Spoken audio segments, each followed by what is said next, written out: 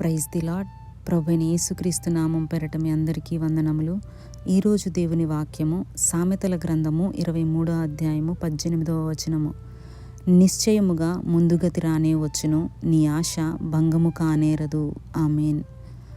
మనలో చాలామంది ఒకప్పటి వారి గత జీవితాన్ని ప్రస్తుతం జ్ఞాపకం చేసుకుంటూ, ఒకప్పుడు మా జీవితం చాలా బాగుండేది, ఫైనాన్షియల్గా సమృద్ధితో ఉన్నాము, కుటుంబంలో ఒకరంటే ఒకరికి ప్రేమ, ఐక్యత, మంచి బంధాలని కలిగి జీవించాము, అలాగే సొసైటీలో మంచి పేరు, గౌరవము, మంచి ఆరోగ్యాలు కలిగి జీవించిన వాళ్ళము, ఎంతో ఉన్నతమైన స్థితిలో, స్థానంలో ఎంతో మంచి పేరును కలిగి జీవించిన వాళ్ళము.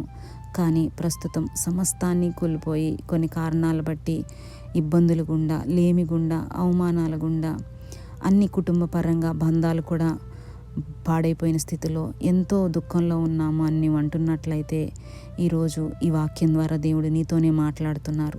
నీవు ఆరోగ్యాన్ని కోల్పోయినా, ఆస్తుల్ని కోల్పోయినా, కుటుంబంలో బంధాలని కోల్పోయినా, మరలా నీకు నేను అన్నిటినీ దయచేస్తాను, మంచి భవిష్యత్తుని, మంచి రోజుల్ని నీకు అనుగ్రహిస్తాను, కోల్పోయిన దాన్నంతా నీకు తిరిగి మరలా దయచేస్తాను అని దేవుడి వాక్యం ద్వారా నీతోనే మాట్లాడుతున్నారు. నిశ్చయంగా అంటే ఖచ్చితంగా ఆయన దయచేస్తానని నీకు వాగ్దానం చేస్తున్నారు. అయితే మరి ఆ స్థితి గుండా నీవు వెళ్తున్నట్లయితే, మరి ఆ స్థితిలో నువ్వు చేయాల్సిన పని ఏంటి అంటే, నీవు దేవుని మీద ఆశ పెట్టుకోవాలి. నీవు దేవుని మీద ఆశ పెట్టుకోకపోతే మరి నీ ఆశని ఆయన ఏ ఆశని తీరుస్తారు, ఎలా తీరుస్తారు? కాబట్టి నీవు ఆశ పెట్టుకుంటే ఆ ఆశను ఆయన భంగము చేయను, తప్పకుండా నీ ఆశను తీరుస్తాను అంటున్నారు. మరి నీవు ఆశ కలిగి ఉండాలి కదా. మరి ఎలాంటి ఆశ కలిగి ఉండాలి అంటే, ఈ పరిస్థితిని దేవుడు మారుస్తారు, నాకు మంచి రోజులు దయచేస్తారు, నేను కోల్పోయిన దాన్ని మరలా నాకు తిరిగి దయచేస్తారు, నన్ను మరలా ఈ కృంగిపోయిన స్థితిలో, ఇబ్బందులు కలిగిన స్థితిలో ఈ లేమి నుండి ఆయన లేవనెత్తుతారు అని నీవు దేవుణ్ణి బట్టి, ఆయన్ని బట్టి నీవు ఆశ పెట్టుకొని ప్రార్థన చేసినట్లయితే ఆ ఆశని ఆయన భంగము కాకుండా నీకు నెరవేరుస్తాను అని వాగ్దానం చేస్తున్నారు. కానీ మనలో చాలామంది చేసే పొరపాటు, తప్పు ఏంటంటే, దేవుని వైపు, పరిస్థితులను మార్చే దేవుని వైపు కాకుండా ప్రజెంట్ ఉన్న పరిస్థితిని చూసి నా జీవితం పాడైపోయింది, నా జీవితం ఎందుకు ఇలా అయిపోయింది అని దేవుని దూషించుకుంటూ, వారిని నిందించుకుంటూ ఎంతో ఇంకా కృంగిపోతూ ఉంటారు. సహజంగా పరిస్థితులను బట్టి కృంగుదల ఎదురవుతుంది, కానీ దేవుని వైపు చూసినప్పుడు ఆ కృంగుదలను, ఆ నిరుత్సాహాన్ని మనం జయించగలుగుతాము. కాబట్టి నీవు దేవుని మీద ఈ విధమైన ఆశ పెట్టుకున్నట్లయితే ఆ ఆశ భంగము కాకుండా తప్పక దేవుడు తీరుస్తానని ఈ వాక్యం ద్వారా నీతోనే మాట్లాడుతున్నారు.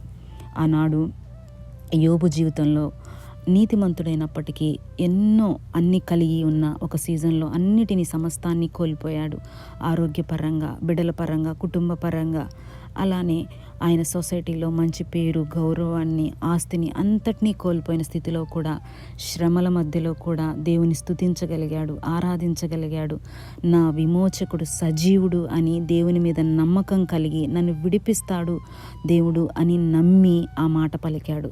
అట్టి విధంగా ఈరోజు నీవు కూడా పరిస్థితుల మధ్య నా దేవుడు నన్ను విడిపిస్తారు, నా పరిస్థితులను మారుస్తారు అని నీవు నమ్మగలిగితే, ఆ విధమైన ఆశ పెట్టుకున్నట్లయితే, యోబుని దీవించిన దేవుడు, రెండంతలుగా ఆశీర్వదించిన దేవుడు, పూర్వపు స్థితిని ఆయనకు దయచేసిన దేవుడు, నీవు ఏదైతే అంటున్నావో నా గత జీవితం బాగుండేది అని, మరలా ఆ పూర్వపు క్షేమాన్ని, ఆ జీవితాన్ని, అటువంటి ఆరోగ్యాన్ని తప్పక దేవుడు నీ జీవితంలో దయచేసి దేవుడు మరలా నిన్ను ఆశీర్వదిస్తారు, లేవనెత్తుతారు.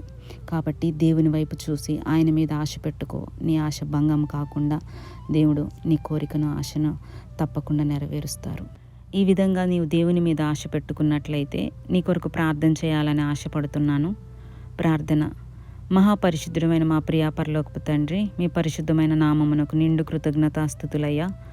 ఈ వాక్యాన్ని వింటూ ఈ ప్రార్థనలో ఏకీభవిస్తున్న ప్రతి ఒక్క బిడ్డని జ్ఞాపకం చేసుకొని, వారు నాయన ఏ పరిస్థితిలో మరి సమస్తాన్ని కోల్పోయాము అని దుఃఖంలో ఉన్నారో, ప్రత్యేకంగా వారి జీవితంలో ఈ వాగ్దానాన్ని నెరవేర్చమని, పోగొట్టుకున్న ప్రతిదాన్ని సమస్తమును వారికి తిరిగి దయచేయమని, పూర్వపు క్షేమాన్ని వారికి అనుగ్రహించమని, ఆరోగ్యపరంగా, ఆర్థికంగా, కుటుంబాలు, బంధాలు అన్నిటినీ నాయన తిరిగి మరలా కట్టమని, వారి జీవితంలో అద్భుత ఆశ్చర్యకార్యాలు జరిగించి వారున్న కృంగిపోయిన స్థితిని లేవనెత్తమని, మీ కృప వారి పట్ల కృమ్మరించమని కోరుకుంటూ నజరుడైన యేసుక్రీస్తు నామములో ఈ ప్రార్థన సమర్పిస్తున్నాను తండ్రి. Amen. Thank you all. God bless you. Praise the lord.